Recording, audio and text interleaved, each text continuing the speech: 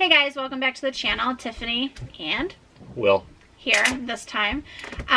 If you're new to the channel, I really hope that you consider subscribing if you like what you see. Today you are in for a special type of video. We recently hit 2,000 subscribers and are now well past that. When we hit 2,000, I posted a video for a call for questions so that we could do a sit-down Q&A style video for the questions that you as the viewers have. And so we got quite a few questions, so we will be splitting this up into probably 3 segments. This, if you don't recognize this guy, if you've been around, you should. This is my husband, Will. But he is here with me to answer the questions that you guys have asked us. Right? I have not been prepped on any of these. None. I've read a few of them to him. And to be honest, I obviously know what the questions are, but I didn't really do much prepping myself. We will go ahead and just jump right in. So Jasa from Blessed with Blue, which is a wonderful channel here on YouTube. You need to go check her out. I've done a collab with her in the past, which I will link up here. But she asked, what is one place you'd love to travel to as a family? I think it'd be cool to go to Japan. He wants to go to Japan. I would love to go to Ireland. Ireland is also pretty high on my list. Yeah, which I knew that. But I think that'd be a fun, like, even with the kid, when the kids get a few years older probably, so they can enjoy it more. But doing like the tour of Ireland where you're doing like multiple stays and like the castles and the bed and breakfasts and hotels and kind of a mixture of everything. Yeah, that'd be a lot of fun going to Ireland. I would love everything about that. Japan, I like, technology, stuff like that. I love electronics. So video games. Hit up Tokyo and, Akihabara and stuff like that. I don't even know what that means.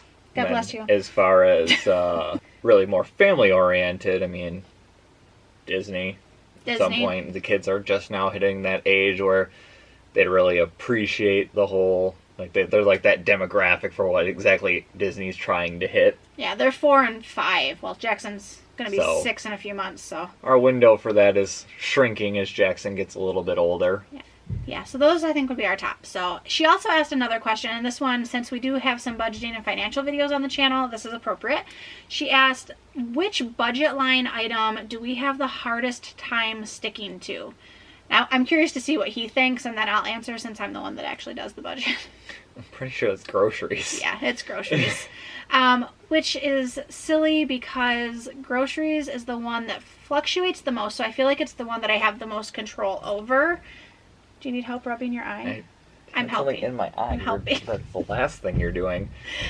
So the grocery budget, I always go into it with good intentions of like $200 a month. And then I know it can be done because we've done it before. It's just one of those things where it's like, it's food and I feel like I shouldn't have to skimp, but it's not like we go like way overboard. There were times in the past where we spent like $600 or $700 on a family of 4, which for us is overboard.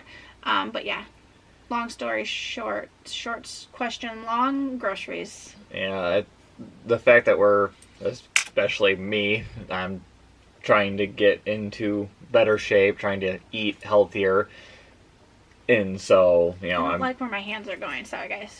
So I'm, constantly asking her to pick up healthier alternatives, trying to make, better meals, cut out sugar, and as it turns out, the better your food is for you, the more expensive it is for the most part. Sometimes. So we shop at Aldi pretty much exclusively, so that helps. But I'm also not real creative in the kitchen, and I don't like elaborate meal plans and recipes. So it's a combination of kind of like being easy, being healthy, being something that we'll all eat. But I would say on average, like lately, our highest months have been like $400, which is, I don't think that's bad. Grocery is the one that's hardest to stick to. So thank you, Jasa, for your questions. Next, we've got the Life of Valerie Allison, another great channel here on YouTube. She asks, how did you and your husband meet? But, sorry to disappoint you, that will be coming in a future video. We're going to do an entire sit-down video on just that question alone because we've gotten asked that a few times, and I think we both feel like that deserves more than just a quick response. But she also asks, what is one piece of advice that you would give to a newlywed? And we just celebrated our 7-year anniversary on July 17th. So we've been married for a little bit, and we were together for a few years before that. One piece of advice that you'd give a newlywed. I'll let you start. Don't argue. Just don't. Even if you guys get in disagreements, there's no point in arguing about it. Keep a level head. Discuss it. Don't argue about it, because nothing good comes of that. If it turns into an argument, walk away, come back to it later. Don't let it go unresolved, but once it gets to the point where you're yelling at each other, just walk away, because nothing good's going to come of it. It's pretty good advice. He's also the one out of the two of us, as you can tell probably from his answer. He's got the level head. He doesn't really get angry. So even when we do, like, fight, it doesn't last long, and it's typically, like, I'm still somewhat fuming, and he'll come back into the room and be like, hey, you want some ice cream? Like, nothing ever happened. And then at that point, I'm like, okay, I guess that's over. Because it's never anything serious enough to keep going. I guess for me would be to make time for each other. We don't go on date nights. We don't.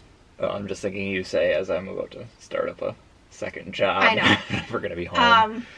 But it doesn't have to be anything elaborate. Like, for us, the way our lives have been for the past few years, he's worked a lot of overtime, and his job schedule is really difficult to, like, not standard, because he wakes up at, like, 2:30 in the morning, so, of course, he's going to bed super early, and I'm a night owl. So at times, it feels like we're kind of, like, passing ships in the night. But we still try to make time, even if it's just to crawl in bed. I'll crawl in bed with him when he does, and we'll watch a half hour of TV. Or we will go for a family walk. So even if it's with the kids, we're still setting aside some sort of time. And I know I can personally feel and can tell when we haven't done that for a while, because then things start to feel strained a little bit. Again, not like we fight. He posted on Facebook the other day for our anniversary, and he made a good point. Like, we've never really had a knockout, drag-out fight, not in the sense of actually being physical, but, like, we've never had anything serious. Like big arguments where we bicker more than anything. Yeah. And it's mainly because I'm really picky, and he doesn't do things the way I need him to. Need. Nice wording. So just make time for each other, whether it's a date night. I know there's a lot of professionals that insist that date nights are like a must, but where we are, we don't really have consistent babysitters in our lives, because we do live far away from family, and the babysitter that we did have, like, she's in college and she works, and so I also feel really guilty leaving my children with people, which is an issue of my own. It's nothing to do with other people, but yeah, I guess that would be my answer. Make time and don't argue. It's gotten us where we are. Yeah. Bonus tip: marry someone that makes you laugh. Because I can be really, really upset and angry and frustrated with him, and he can make me laugh, and again, it's like, it's over. He's poking me. Stop. That doesn't make me laugh. That makes me angry. Are you laughing right now? I'm smirking. I look really pale. We blend in with the wall. Oh, hold on. I'm helping him scratch his eye. I do that at night, too. There's a meme floating around that I posted, like, when he goes to bed, because he goes to bed way earlier than me, and then I'll come and, like, lay on him and, like, poke him, and I'll just keep poking him, or I'll lick his ear or his eyeball. It's because I love him when he's trying to fall asleep. And then I'll be groggy and grumpy in the morning. You should have got more sleep. Next, we've got Ashley from Disney Life Happy Wife, which is one of our friends. And I think she just wanted to make sure we had some questions to answer in case nobody else came through for us. So thank you, Ashley. But she had 3 questions. Number 1, what are your favorite channels on YouTube and why? These are going to be way different than mine. Very. I don't watch a ton of YouTube. When I do, it's usually just quick little one-offs. Either I just go to the recommended section and just find dumb stuff that interests me. But as far as things I'm subscribed to that I go to on a somewhat regular basis, I like the Slow-Mo Guys channel. You know, anything exploding in slow motion is usually pretty cool in my book. Kind of funny. I like their channel. I'll watch the Joe Rogan Experience on there every once in a while. Yes, DashieGames. He pretty much just screams and plays video games, but it can be entertaining, especially his Super Mario Makers. Yeah. For anybody who likes to, play Smite, I watch the Sam the Dude. I will go to his channel relatively frequently. Pretty much daily if he has a chance. And watch him play Smite. Told you, way different than what you're probably expecting from me. So some of my favorite channels, Love Meg is one that I watch a lot. Things I forgot. CinemaSins. Oh yeah, we watched those together. CinemaSins is awesome. How It Should Have Ended, Also awesome. Screen Junkies. Those are all movie-related ones, but those are all really, really good. Some of the other ones that I'm currently... one of the original channels that got me into YouTube was Pretty Neat Living, which is Jen Ross, and she doesn't post quite as much recently since her and her husband had their baby. And then the former Mrs. Jones, I watch her quite a bit. She's currently pregnant with twin boys, so that's exciting. I watch a bunch of just like mommy lifestyle, day in the life type. As far as vlogs go, the kids and I like to watch Daily Bumps once in a while. We also like to watch Ellie and Jared. So those are some of my favorites as far as like some of the bigger channels I watch. There's a lot of smaller channels I watch too for various reasons. I've got friends that have YouTube channels. Ashley, who asked this question, she has her own YouTube channel. I watch every single one of her videos. So that's Disney Life Happy Wife. Blessed with Blue, who I mentioned, Jasa, she had the first question in tonight's Q&A. I watch her channel, pretty much every single video. So there's a lot, really. I'll try and remember to link channels down below so that you can see who we're talking about. But CaptainDisillusion, another good one where he kind of takes apart viral videos that look like they're supposed to be real, but they're actually fake, and he disassembles them and shows how they're fake, which is pretty cool. Next Gen Plus, probably the best channel I've ever seen. Ashley also asked, what are your favorite foods? And I'm pretty sure that we can both agree on pizza. And then I also love lasagna. That's kind of like my classic all-time favorite. Garfield over here. Yeah. I like naps too. Hate Mondays. Yeah. Not that you have any sort of real schedule. No. So pizza. He also likes tacos a lot. Pizza, tacos, pretty much any sort of junk food. Chili. Oh my god. My chili in particular. Chili ever. Thanks. I love her chili. It's so That's good. the only thing that he says that he loves of mine, food-wise. What? Go turn the camera off. And then turn it back on. He's the worst. You sore? He's old. He's gonna go running after these videos. That's right. We have a few more questions on this segment. So the third question that Ashley asks is, what is most challenging about living so far from family? Not having family nearby. He's right. So for us, Hey, you want to go see a movie? Yeah, let's drop the kids off over at my sis. Oh, wait. Yeah. And before anyone starts in, if family's watching this and you're like, well, it was your choice to move away. We know that. But it is still hard. It wasn't an easy decision to move away by any stretch of the imagination. We're both very close to our families. He's got a very large family that we used to spend a lot of time with, and like summers and weekends and holidays. And of course, my family is much smaller, but again, I'm super close to them. So it does make it hard, just like the everyday little things. Like he said, like, oh, let's go out to dinner, like family dinner. And it's like, well, nope. It is really hard not having family nearby to watch the kids, though. Like, that's why we don't really get date nights anymore. Maybe when Jack's 18. So, next, this was one submitted on Facebook. This is from Aaron. What's the biggest misconception that people have about you or your family? Oddly enough, this touches on the previous question, and I made a note on this because I thought about this one for a little bit because it was like, I don't know, what do people think of us? Yeah. And I think it goes back to, for me, my answer would be that it's easy for us to be away from family because we moved away. And I think we get that, as bad as it sounds, from our closer friends and family, because they're like, well, you moved away, so like it's your fault you moved away. You don't really have any right to complain about being far away, blah, blah, blah. That's the only thing I could personally think about. Yeah, I've got nothing on that. Yeah. I don't know what people think about my family. Because I know we've gotten some flack from family in the past about, we moved away, so I don't know. I hope that makes sense. That's really the only thing because it's definitely not true. It wasn't easy to move away, and it's not easy being far away. Think about being near the golden city of Flint.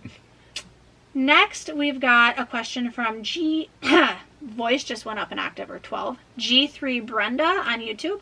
And she said, what brought you and your husband to Kentucky? Go for it. Work. It actually kind of started, I was in a direct sales company, and I had a large portion of my team down in Kentucky.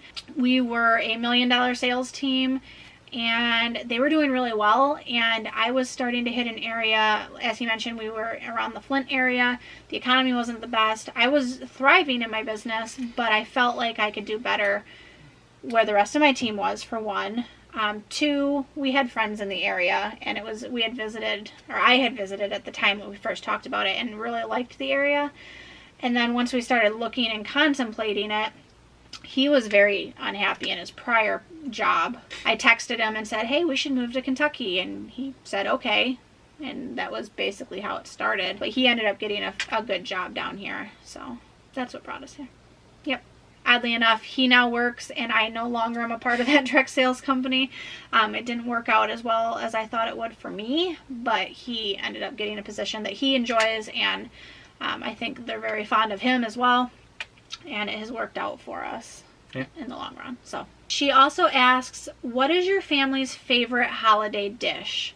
And I know for me, mine is something that my grandma used to make, and I just recorded a video. I don't know if it's live yet. If it's gone up already, I'll link it here. But I used to call it pink rice, which is basically like an ambrosia salad made with rice, fruit cocktail, mini marshmallows, whipped cream, and yogurt sort of thing. That was always mine. It was because it was something my grandma would make. Now that she's passed away, my mom has taken over the duty of making that. That's my personal favorite.